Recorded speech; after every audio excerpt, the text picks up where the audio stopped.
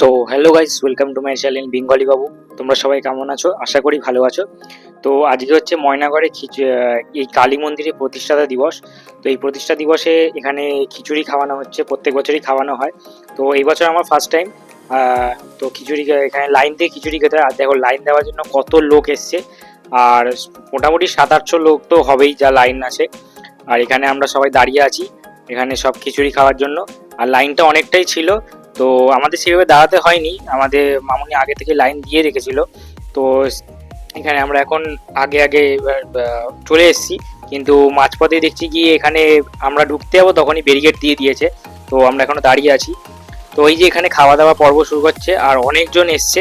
তো খিচুড়ি তরকারি তো খুবই সুন্দর খেতে।